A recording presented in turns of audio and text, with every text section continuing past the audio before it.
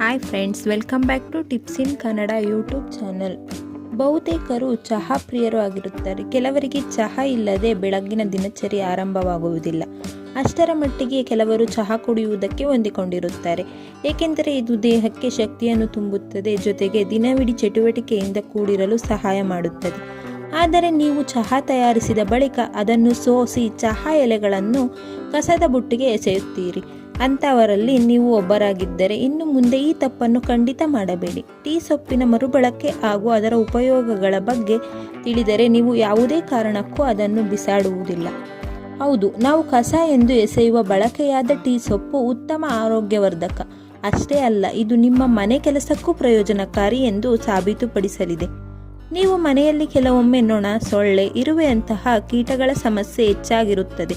ಇದನ್ನು ತಪ್ಪಿಸಲು ಇವು ಹೆಚ್ಚು ಬರುವ ಜಾಗದಲ್ಲಿ ಈಗಾಗಲೇ ಬಳಸಿರುವ ಟೀ ಸೊಪ್ಪನ್ನು ಸಣ್ಣ ಸಣ್ಣ ಗಂಟುಗಳಾಗಿ ಮಾಡಿ ಇರಿಸಿ. ಆಮೇಲೆ ನೋಡಿ ಚಮತ್ಕಾರ.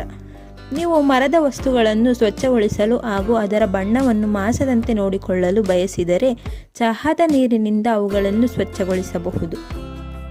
ಚಹಾ ತಯಾರಿಸಿರುವ ಟೀ ಸೊಪ್ಪಿನಲ್ಲಿ ಉತ್ತಮ ಪ್ರಮಾಣದ ಆಂಟಿ ಆಕ್ಸಿಡೆಂಟ್ಗಳು ಕಂಡುಬರುತ್ತದೆ. ಇದನ್ನು ಗಾಯವಾಗಿರುವ ಜಾಗದಲ್ಲಿ ಲೇಪಿಸುವುದರಿಂದ ಗಾಯ ಬೇಗ ಗುಣವಾಗುತ್ತದೆ. ಇನ್ನು ಬಳಕೆಯಾದ ಚಹಾ ಎಲೆಗಳು ಟ್ಯಾನಿಂಗ್ ಅನ್ನು ತೆಗೆದುಹಾಕಲು ಕೂಡ ಅತ್ಯುತ್ತಮ ಮನೆಮದ್ದು ಎಂದು ಪರಿಗಣಿಸಲಾಗಿದೆ.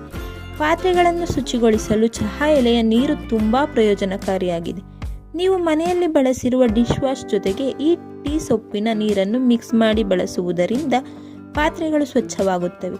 ಪಾತ್ರೆಯಲ್ಲಿ ಅಡಗಿರುವ ತುಪ್ಪ, ಎಣ್ಣೆಯ ಜಿಡ್ಡು, ಕಲೆಗಳನ್ನು ಹೋಗಲಾಡಿಸಲು ಹಾಗೂ ದುರ್ವಾಸನೆಯನ್ನು ಹೋಗಲಾಡಿಸಲು ಟೀ ಸೊಪ್ಪಿನ ನೀರನ್ನು ಚೆನ್ನಾಗಿ ಕುದಿಸಿ ಬಳಿಕ ಈ ನೀರಿನಿಂದ ಪಾತ್ರೆಯನ್ನು ವಾಶ್ ಮಾಡಿ. ಇನ್ನು ಬಳಕೆಯಾದ ಚಹಾ ಎಲೆಗಳನ್ನು ಹೂವಿನ ಬುಡಗಳಿಗೆ, ತರಕಾರಿ ಗಿಡಗಳ ಬುಡಗಳಿಗೆ ಹಾಕಿ ನೋಡಿ. ಇದರಿಂದ ಗಿಡಗಳು ಸೋಂಪಾಗಿ ಬೆಳೆದು ಉತ್ತಮ ಬೆಳೆಯನ್ನು ನೀಡುತ್ತದೆ.